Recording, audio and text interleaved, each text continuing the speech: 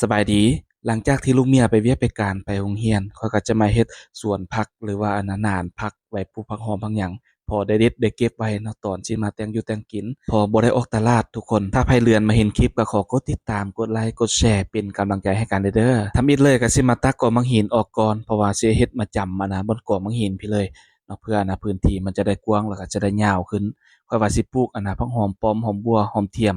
แล้วก็ทุกๆหอมเลยว่าซั่นซะเนาะเพราะบ่ได้ออกตลาดทุกคน หลังจากที่ว่าย้ายก็มังหินแล้วเราก็สิมาเลือกเอาไม้แปลนเพราะว่าเขาสิเอาไม้แปลนไป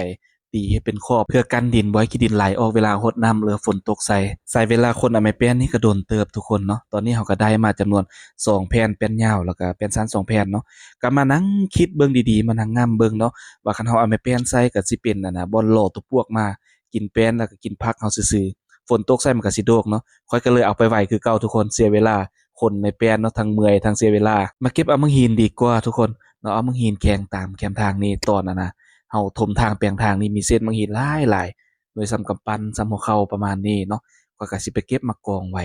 เอาจนมันพอเหยียดไปพู้นไปจำนำสร้างพู้นอันที่จริงแล้วสวนผักหอมเฮาปลูกไว้กลางนาก็หลายสมควรกินก็บ่เลิกบ่ทันแล้วเนาะทุกคนแต่ว่ามันอยู่ไกลเวลาข้อยต้องการใช้แต่งอยู่แต่งกินนี่คันลูกเมียบ่อยู่บ่ใส่ลูกเมียไปก็ข้อยบ่สร้างสิไป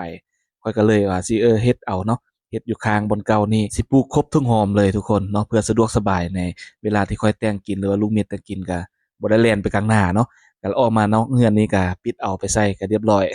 จึงบ่เสียเวลาแล้วก็ได้หอมสดๆใหม่ๆอีกเนาะเฮ็ดพอได้เบิ่งได้แยงพอมีอันเพียนพอมีเฮ็ดนั่นแหละทุกคนได้รดน้ำเช้าแลงเนาะเอาไปเป็นไอเดียเฮ็ดตามได้เด้อก็สิเก็บเอามังหินแบบนี้มาเรียนไปจนไปจำพุ่นทุกคนตัวใดก้อนใหญ่เราก็เอาค้อนตีทับให้มันน้อยให้มันแตกเนาะแล้วก็เรียนไป ฮอดตอนแรงพอดีลูกเมียเลิกโรงเรียนมาก็สิไปตั้งเอาขี้ดินตามอันน่ะแคมป์ทางบ่อนที่เขาเจ้าจกแคมป์นาเนาะอันน่ะพอดีผ่านไปส่งเครื่องพอดีเห็นเขาเจ้าจกก็สิไปลักเอาหน่อยหนึ่งก็บ่ได้ลักหรอกเนาะแต่ว่าบ่เห็นเจ้าของเพิ่นก็สิมาควัดเอาตามนี้ไปใส่พอปลูกผักปลูกหยังก็สิบ่เป็นหยังดอกเนาะทุกคนเนาะเพราะว่าดินแถวเรือนเฮามันเป็นดินแดงเป็นดินบ่มีวิตามินเนาะปลูกผักปลูกหยังก็บ่งามปลูกก็เหลืองๆเป็นนั้นบ่ได้กินหยังทุกคน เนาะก็เลยมาเอาอันน่ะดินหน้าดินอันนี้ไปใส่จะดีกว่าเอาประมาณครึ่งคันรถคิดว่าน่าจะพออยู่คันบ่พอจั่งสิมาตั้งอะตึมเนาะจนมืดคาดทุกคนหลังจากได้เพียงพอแล้วก็สิกลับเรือนเนาะทางบ้านข้อยนี่เริ่มดีแล้วเด้อทุกคนเขาเจ้ากำลังแปลงกำลังสิปูหญ้าเนาะเส้นเก่ามันเป็นคุมเป็นหยังแล้วเขาเจ้ามาขยายทางออกมาอัดมานั่นอีกบัดนี้ก็ไปส่งเด็กน้อยอยู่โรงเรียนไปส่งเครื่องก็สิบ่ลำบากปานใดแล้วเนาะสิบ่เจ็บตัวเจ็บทิ้งรถสิบ่เต้นตอนนี้เขาก็มาฮอดเรือนเป็นที่เรียบร้อยทุกคนจนค่ำจนมืดเพราะว่าอันน่ะสองสาวเพิ่นไปตักขึ้นก็โดนเติบอะนะ มื้อนี้เราก็จะเคลียร์ลงเนาะจะเคลียร์ลงกองไว้ก่อนแล้วมื้ออื่นเขาจึงสิมาซะทุกคนมาติดตามนำกันเนาะก็เส้นเก่าเส้นเดิมลูกเมียกินข้าวกินน้ำไปโรงเรียนก็มาปฏิบัติภารกิจของเราให้มันสำเร็จเสร็จสิ้นมื้อนี้ก็แดดออกแต่เช้า